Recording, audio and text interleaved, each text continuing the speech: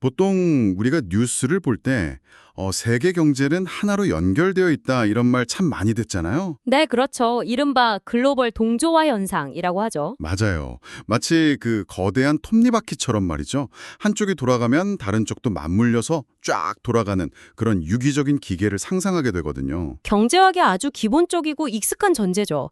어느 한 곳에 위기가 딱 닥치면 그 충격파가 시차를 두고 전 세계로 퍼져나간다는 논리니까요. 그런데 오늘 저희가 살펴볼 자료를 보면 그 톱니바퀴가 완전히 분리된 것 같아요. 전혀 다른 두 개의 세상이 동시에 돌아가고 있는 것 같은 진짜 기묘한 상황을 마주하게 됩니다. 아주 극단적인 디커플링이 일어났죠. 네, 그래서 지금 이 심층 분석을 듣고 계신 당신을 저희 대화의 제3의 멤버로 초대합니다. 오늘 저희 앞에는 2026년 3월 24일자 글로벌 시황 브리핑 자료하고 막 어지러운 뉴스 헤드라인들 그리고 산더미 같은 FICC 지표들이 놓여 있어요. FICC라고 하면 채권, 외환, 상품 시장을 말하는 거잖아요. 그렇죠. 주식 시장보다 돈 단위도 훨씬 크고 그 스마트 머니들이 움직이는 뭐랄까 금융 시장의 진짜 배관공사 같은 곳이죠. 맞습니다. 그래서 오늘의 미션은 이 거대한 지표의 산더미 속에서 겉으로 보이는 숫자 이면의 진짜 흐름을 쫙 뽑아내는 겁니다. 기대되네요. 하루아침에 한국을 포함한 아시아 시장은 완전히 잿빛으로 변했단 말이에요. 근데 미국 시장은 마치 아무 일도 없었다는 듯이 너무 평온하게 마감했거든요. 네, 온탕과 냉탕 수준이 아니었죠. 그러니까요. 대체 이 극단적인 온도 차이가 어디서 온 건지 하나씩 풀어볼까요? 두세입니다. 지정학적 공포, 특히 그 중동에서 고조된 전운이 글로벌 자본의 거대한 대이동을 어떻게 촉발했는지 따라가 보면 해답이 나올 겁니다. 정책 리스크가 시장의 자금줄을 비틀어 놓은 거군요. 맞아요. 그게 오늘 탐구의 핵심 과제입니다. 그럼 가장 직격탄을 맞은 아시아, 그중에서도 한국 증시 성적표부터 볼까요?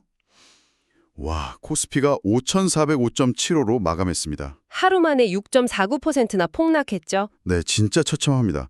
장중에는 막 5,400선이 붕괴될 뻔하기도 했어요. 코스닥 역시 1,096.89로 5.56%나 주저앉았고요. 수급 동향도 엄청나게 쏠렸잖아요. 맞아요. 여기서 흥미로운 게 그거예요. 외국인이 약 801만 주, 기관이 648만 주를 거세게 매도했는데 이 폭탄을 개인 투자자들이 1253만 주를 순매수하면서 온몸으로 막아냈단 말이죠. 보통 기관이나 외국인은 위험 신호가 딱 켜지면 기계적으로 비중을 줄이도록 세팅되어 있는 경우가 많거든요. 시스템적으로요? 네. 반면에 개인 투자자들은 이 정도 낙폭이면 저점 매수 기회다 이렇게 판단한 자금이 훅 들어온 거죠. 대장주들 굴욕도 컸습니다. 삼성전자가 마이너스 6.57%, SK 하이닉스가 마이너스 7.35%로 동반 약세를 보였고 의료정률이나 섬유유복 섹터는 전반적으로 다 폭락했어요. 거의 전 섹터가 무너졌다고 봐야죠. 그런데 제가 이 브리핑 자료를 보면서 정말 갸우뚱했던 약간 기묘한 부분이 있습니다. 어떤 건가요? 일본 니케이 지수 관련 뉴스 헤드라인은 막 3.4% 이상 하락했다고 대문짝만하게 보도하고 있거든요. 근데 정작 지표 테이블에는 니케이 EEO가 225.00으로라는 수치로 플러스 2.02% 상승했다고 기록되어 있어요. 와, 데이터가 완전히 충돌하네요. 그렇죠. 게다가 중국 상하이나 선전 증시도 0.4%에서 0.6% 소폭 상승한 걸로 나옵니다. 보통 이런 극단적인 위기 상황에서는 그 데이터 집계에 일시적인 오류가 생기기도 하거든요. 시스템이 꼬이는 거군요. 네.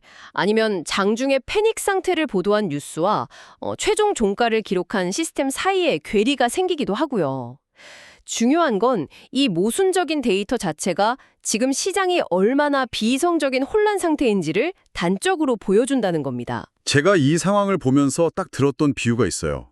동네 한가운데서 큰 불이 나서 아시아라는 집들이 막 불타고 있는데 바다 건너 옆 동네 미북은 너무 평온하게 바비큐 파티를 하는 것 같아요. 바비큐 파티요?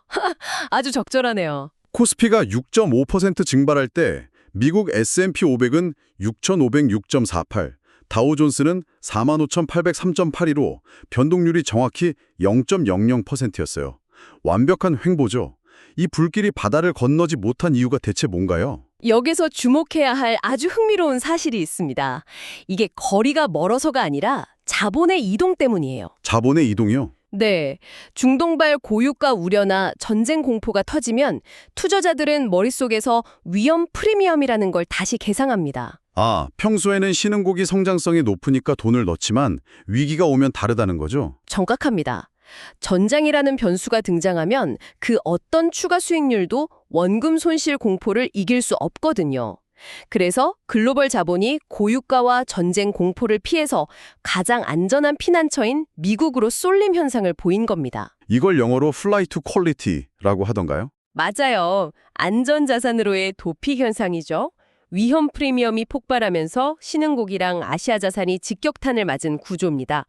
미국 증시의 0.00% 횡보는 전 세계에서 밀려든 피난 자금이 방패막이 역할을 해준 거고요. 아하, 전 세계 피난 자금을 모두 흡수해서 0.00%를 방어해낸 거군요. 그렇다면 글로벌 자본을 도망치게 만든 그 불길, 원인의 정체를 좀 파헤쳐 봐야겠습니다. 지정학적 이슈와 FICC 시자를 들여다볼 차례군요. 네, 오늘 브리핑 자료를 보면 이 혼란의 중심에 트럼프 전 대통령의 발언이 있습니다. 자, 여기서 청취자 여러분께 잠시 아주 중요한 점을 명확히 고지하고 넘어가겠습니다. 네, 이건 짚고 넘어가야죠. 저희는 이 방송에서 특정 정치인의 발언에 대해 어떤 정치적 입장도 취하지 않습니다. 절대 양측의 편을 들지 않고요. 오직 문서에 기록된 팩트와 시장의 반응만을 중립적으로 전달한다는 점을 명확히 밝힙니다. 시장은 이념이 아니라 공포와 기대치로 움직이니까요. 맞습니다. 다시 팩트를 보죠.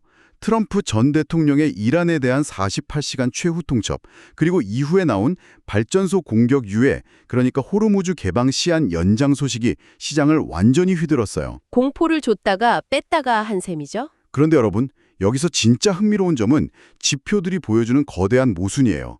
전 처음에 눈을 의심했습니다. 숫자가 좀 이상하죠. 이상한 정도가 아니에요. 원유, WTI 가격을 보죠. 종가 기준으로는 64.89달러로 2.62달러가 올랐다고 나와 있어요. 올랐네요. 네, 근데 뉴스 헤드라인은 이란 공격 보류에 장중 10에서 14% 급락세라고 난리예요. 더 황당한 건 금 가격입니다. 금가 지표가 어떻게 되어 있나요? XAU 가격이 23달러로 기록되어 있어요. 18달러나 상승해서 23달러가 됐대요. 와, 23달러요? 네. 근데 헤드라인은 전쟁, 인플레 우려 해소로 금가 폭락, 살 때 88만 원이라면서 정반대의 비명을 지르고 있거든요. 환율도 엄청나게 뛰었잖아요. 맞아요. 1517원까지 치솟았다가 1445원으로 5.3원 내리면서 마감됐어요. 청취자분들은 이 미친 듯한 변동성을 어떻게 이해해야 할까요? 이 지점은 아주 중요한 질문을 던집니다. 이 수치들이 보여주는 건 시장이 실제 일어난 일보다 일어날 뻔했던 일에 대한 취소에 얼마나 극단적으로 반응하는가 이거거든요. 아, 일어날 뻔했던 일에 대한 취소요? 네.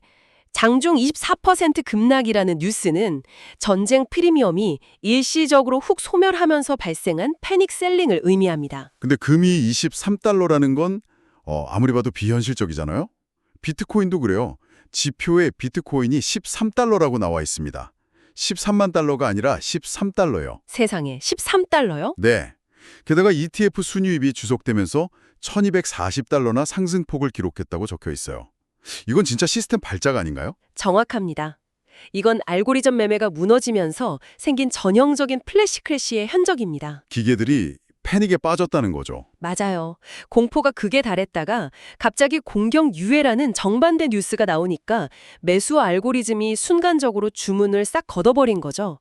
그 찰나에 체결된 비정상적인 가격이 13달러, 23달러 같은 기묘한 수치로 시스템에 찍힌 겁니다. 아, 매수자가 순간적으로 영명이 되니까 일어난 오류군요. 그렇죠. 하지만 종가 지표들이 다시 상승으로 기록된 건 시장이 하루가 끝나갈 때쯤 다시 이성을 찾고 펀더멘탈로 돌아갔다는 뜻입니다. 안전자산 선호가 완전히 죽지 않았음을 보여주는 아주 극단적인 변동성의 예시죠. 감정적인 패닉과 이성적인 계상이 하루 안에 다 일어났네요. 자, 이렇게 모든 게 폭락하고 변동성이 극심한 가운데서도 국권이 오르거나 혜택을 본 예외적인 승자들이 존재합니다. 위기 속에서도 돈은 벌리는 곳으로 가니까요. 네, 이 승자들을 통해 미래산업 힌트를 얻을 수 있을 것 같게요. 팩트를 보면 미국 부동산 섹터가 7.42%나 폭등했습니다. 엄청나네요. 그리고 나스닥 전체는 2.01% 하락했는데 버티보 홀딩스 같은 종목은 AI 데이터 센터 투자 수혜랑 S&P 500 편입 기대로 2% 상승했어요. 한국 시장에서도 AI 테크 ETF가 1위를 했죠. 맞아요. KB 운용의 AI 테크 액티브 ETF가 수익률 1위를 기록했습니다. 게다가 유럽 증시도 DAX가 2.42% 올라서 22,922.40을 기록했고요. 이건 우크라이나 평화협상 기대감이랑 방산주 상승 덕분이라고 합니다. 확실한 테마가 있는 곳으로 돈이 몰린 거네요. 여기서 비유를 하나 하자면요. 나스닥이라는 거대한 배가 2%나 흔들리면서 가라앉고 있는데 AI 데이터 센터나 방산주라는 구명정은 오히려 모터를 달고 속도를 내고 있는 것 같아요. 아주 찰떡 같은 비유입니다. 그런데 여기서 진짜 궁금한 게 생깁니다. AI가 그렇게 잘 나가는 구명정이라면 한국의 반도체 기업들은 왜 6에서 7%씩 폭락한 거죠? 삼성이나 SK하이닉스는 AI 핵심이잖아요. 단순히 전쟁 공포 때문만은 아닌 것 같은데요. 그쵸. 이걸 더 큰 그림과 연결해봐야 합니다. 글로벌 밸류체인에 던져진 엄청난 충격파가 하나 있었거든요. 아, 자료에 있던 일론 머스크 이름이 생각나네요. 네, 머스크의 반도체 자급자족 빅픽처 선언입니다. 이게 시장을 뒤흔든 진짜 구조적 악재였죠. 자급자족이요. 자기들이 직접 만들겠다는 선언인가요? 맞아요. 미국의 AI 인프라 기업들은 이제 독자적인 생태계가 구축될 거라는 기대감에 강력한 방어력을 갖췄습니다. 하지만 아시아의 수출 중심 테크 기업들, 특히 한국 반도체는 직격탄을 맞은 거죠. 안 그래도 지정학적 리스크 때문에 돈이 빠지는데 거기에 최대 수요처가 우리 물건 안 쓰고 자급자족하겠다고 선언해버린 거네요. 정확합니다. 그 더블 펀치가 7% 폭락을 만든 구조적인 원인입니다. 와, 이제야 큰 그림이 보이네요. 원인과 결과를 모두 분석했으니 이제 이 브리핑이 청취자애가 제안하는 실질적인 액션 플랜을 살펴볼까요? 생존을 위한 캘린더 전략을 세울 시간이죠. 그래서 지금 듣고 계신 당신은 이 상황에서 대체 어떻게 해야 할까요? 브리핑 자료를 보면 원달러 매도, 단기 채권이랑 옵션 해지, 방어주 추가라는 단기 전략이 나와 있습니다. 이걸 이번 주 캘린더와 어떻게 연결해야 할까요? 다가오는 핵심 일정들을 짚어봐야 합니다. 당장 화요일에 미국 제조업 및 서비스 구매 관리자 지수, 즉 PMI가 발표됩니다. 경기가 잘 굴러가고 있는지 확인하는 지표죠? 네, 그리고 수요일에는 원유 재고 발표가 있고요. 목요일에는 미국 신규 실업수당 청구 건수 발표가 있습니다. 예측치가 21만 1000건이네요. 보통 실업수당 청구가 늘어나면 경제가 나쁜 거니까 증시 악재잖아요. 평소라면 그렇죠. 하지만 지금 시장은 나쁜 뉴스를 좋은 뉴스로 해석하기도 합니다. 아, 연준이 금리를 내릴 병분이 생기니까요. 바로 그겁니다. 고용이 둔화되면 연준이 금리를 인하할 거란 기대로 이어지거든요. 그리고 금요일에는 연준 발 부회장 연설과 미시간대 인플레이션 기대치 발표도 대기 중입니다. 캘린더가 꽉 차 있네요. 이 모든 일정을 관통하는 가장 중요한 북극성 지표가 하나 있습니다. 결국 10년물 국채금리예요. 아까 4.407%까지 올랐다고 했죠? 네, 미국 경제 지표들이 얼마나 견고하게 버텨주느냐가 결국 글로벌 피난처로서 미국이라는 이 방패의 신뢰도를 결정할 겁니다. 야, 복잡한 수치랑 엇갈리는 헤드라인 속에서 핵심이 쫙 중용되네요.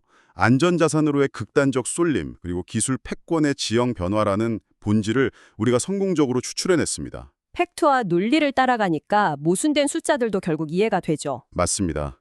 자, 오늘의 탐구 시간을 마무리하면서 이 방송을 듣고 계신 청취자 여러분께 머릿속에 굴려볼 만한 거대한 질문 하나를 남겨드리고 싶습니다. 도발적인 상상을 해볼 시간인가요? 네, 오늘 우리는 중동의 지정학적 리스크가 전 세계 자금을 블랙홀처럼 미국으로 빨아들이는 걸 확인했습니다. 완벽한 피난처니까요. 모두가 한 바구니에 담은 셈이죠. 그렇다면 여러분, 이런 상상을 한번 해보시죠.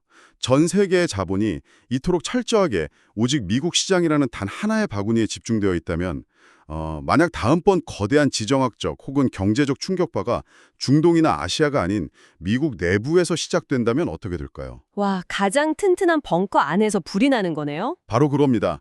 그때 이 막대한 글로벌 자본은 대체 어디로 도망쳐야 할까요? 완벽한 피난처의 역설, 오늘 한번 깊이 고민해 보실 만한 주제인 것 같습니다. 정말 서늘하면서도 날카로운 질문이네요. 네, 오늘 준비한 심층 분석은 여기까지입니다. 청취자 여러분, 저희는 다음 탐구 시간에 더 흥미로운 자료로 돌아오겠습니다. 함께해 주셔서 감사합니다.